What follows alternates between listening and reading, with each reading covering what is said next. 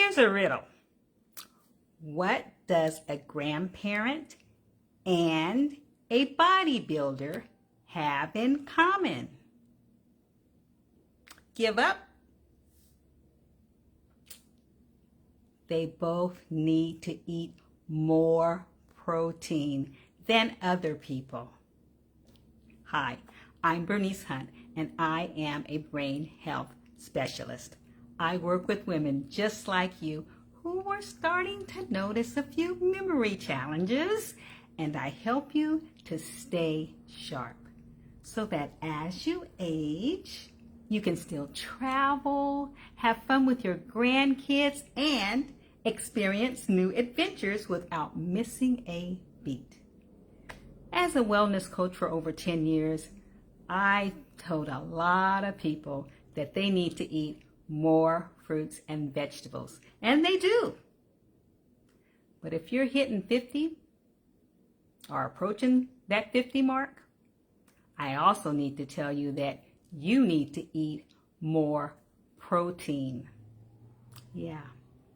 Did you know that 1 in 3 people don't even eat the minimum required amount of protein? And once you hit 50, you need to eat more protein. So that's what we're going to talk about tonight. But did you catch my video earlier this week? I had a video called The Dynamic Dual, and in it I talked about protein and fiber. So if you didn't catch that video, it's on my Facebook page, Keep Your Brain Sharp. Go to that Facebook page and check it out. Or it's also on my YouTube channel. So check it out on there as well. But I wanted to talk more this time about protein, because there's a rule of thumb about protein once you hit the 50 mark.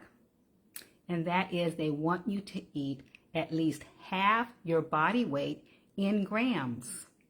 So like if you're 150 pounds, that means you should be eating 75 grams of protein every day. And let me tell you, a lot of us do not. Now it's different for everybody because you have to weigh in your sex and your age and whether you're pregnant or not. I do not have to weigh that part in, but for some of you, you need to weigh that in if you're pregnant or not. Also, your body composition, your general overall health, those things are factors in there. But just in general, the rule of thumb, if you're eating half your body weight in grams of protein, you're probably doing pretty well. Because protein, as we get older, well, we need protein any time for our muscles. But as we get older, we really need it. We start, with age, if things start slowing down and our body's not doing the same things as quickly as it was, and it's not really processing the protein like it did. So you need more. And why do you want more protein? Because you want to keep your muscle mass. Why do you want to keep your muscle mass? Okay, well, one reason why you want to keep your muscle mass is because you don't want to get weaker. We all know what's happening when we lose our muscle mass. We lose our strength. And in fact, our strength goes 3 times faster than our actual muscle mass goes. And if you're honest with yourself, if you're over 50, you may have noticed some of your strength leaving. And we don't want that to happen. So we want the muscle mass. But the other reason we want muscle mass is that muscle mass keeps your shrinkage less. The more protein you have, the less muscle shrinkage you're going to get. So you need to keep that protein going so you have less shrinkage, because they have associated muscle mass with your brain shrinkage.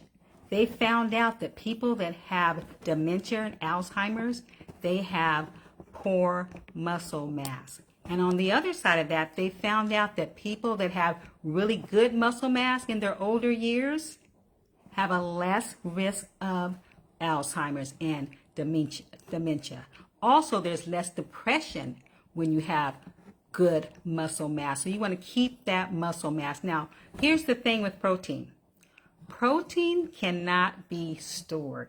Just like vitamin C, you can't store it. You can't store your protein. Your protein, if you are eating protein, whatever excess protein you have, it's going to turn to carbohydrates, which basically is going to end up being a sugar, or it's going to be stored as fat. Now, have you ever noticed two things? One thing I've noticed, do you have any friends that are not really dessert eaters? They don't eat a lot of sweets and stuff, but they love meat and they're overweight. Even though they don't pig out on cakes and ice cream and all that kind of stuff. They love meat though. And if they're eating excess protein that's not going to be used by the body, it's going to get stored as fat. And that explained that to me. Also, athletes, that even is more probably common to see. Former athletes, when they stop doing their athletic thing, if they don't adjust their diet, because as athletes, they were eating a lot of, wolfing in that protein, trying to get all that muscle and stuff. But when they stop, if they don't cut back on that, all that protein that they continue to eat is going to turn to fat. And we see that all the time because you can't store it. So you don't want to overdo your protein, but as you get older, you are going to need more than you did when you were in your 20s and your 30s. They say that what you should do, instead of having most of your protein at one meal, which can you guess what meal that would be? Yeah, they say over 40% of our protein is consumed by most of us during one meal. What meal would that be? You guessed it. Dinner. So you go all day with a minimal amount of protein, and then at dinner, you wolf that protein in. You get that big old steak and those big old ribs, and you wolf that protein in. That is not the best way to do it. That's not the best way to do it because your body is constantly repairing muscle and building muscle throughout the day, and it needs protein. And if you're holding up on a protein until dinner time, sunset, that's not getting the most benefit out of that protein that you can. So a better way to do that is to spread your protein intake throughout the day. At least 3 meals a day. At every meal, you should have some kind of protein. I remember my husband Oliver, when we first turned to plant-based eating, I put the plate in front of him and he was like, "Oh, you not finished cooking?" And I'm like, "Yeah, I'm finished cooking." He's like, "I don't see no meat on this plate," because he was accustomed to seeing some meat on every plate, every meal. That's not the case anymore, but that was back then because a lot of people associate protein with meat. In fact, Americans get 85% of their protein from an animal source. And that's, it's a convenient way in some terms because it has all the proteins in the meat. So it's a complete protein, so you're getting all the protein. But not all proteins are equal. And when you eat protein, it pays to eat quality protein. And what I mean by quality protein is that it's a whole food, as smallest amount of processing as it can get. Minimally processed is what I was trying to say. But anyway, the least amount of protein processing that you can get.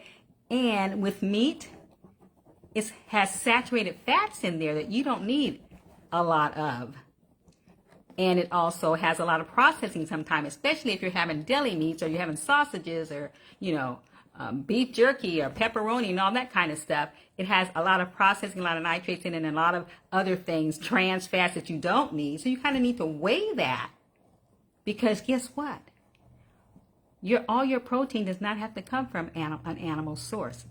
Plants have protein as well. And in fact, it's better for your body if you mix that thing up. If you don't just put 85%, that's a high amount of protein coming from animal fat. If you can try to balance that thing out, it's better for your body because all the saturated fats in the meats, what do? Increase your risk for obesity and for heart disease and all of that, and you don't want that. And in fact, they only recommend that you have meat in your meals 6 times a week. They said 18 ounces of red meat, 18 ounces a week. And so the usual serving size of red meat, they say is like 3 ounces. So what is that? 3 times 6? 6 a week. And how many meals do you have in your week? You got 21. let's go. 7 times 3. You got 21 meals in that week, and only 6 of them need the protein coming from an animal source. That's the recommendation. I ain't telling you what to do. I'm just telling you what is recommended. So where's the other protein? What are you going to get your other protein from if you need, half your body weight in grams? You're going to get it from plant proteins as well. Yeah, and with plant proteins, you have a lower risk for all those diseases, and people that eat a lot of plant protein have an extended lifespan. You have better chances for longevity when you include a lot of plant protein in your diet. So that's a good thing, and they're just as important as your meat. And guess what? You can fill up just as easy on plant protein as you can on animal protein. So don't use that as your excuse, because you can eat until you're full either way, and it'll keep you feeling a little full. Now, also, I want you to understand that you need to look closely, because there's other way to get protein too. If people have nutrition bars that they eat, they now have, plant-based burgers and cheese and butter and all of that kind of stuff. And they also have, protein mix, plant-based protein mix too, and whey protein, whichever it is. My point is for you to look closely at those things, because like I said, you have to consider the good and the bad, and you don't want a lot of added sugars in there. You don't want a lot of over-processed stuff. So you want to look at those things closely before you just guzzle them down because they say it's protein or it's heart healthy or whatever they say.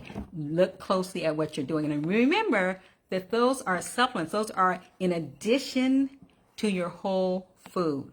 They don't take the place of your whole food.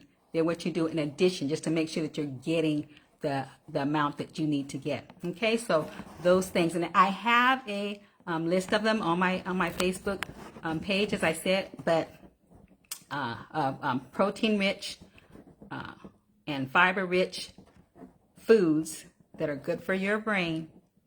And you can go on my Facebook book and look at that. But I wanted you to know also that I am having my free online Better Brain Masterclasses again. They're starting back up next week. So go on my website, Keep Your Brain Sharp, and you will see the registration page. You can just click on there and you'll see the different dates, because I have several different dates, different times. So you can look and see what fits you best and sign up for my Better Brain Masterclass, because you will learn how and what your brain needs to stay sharp, because your brain's destiny is in your hands.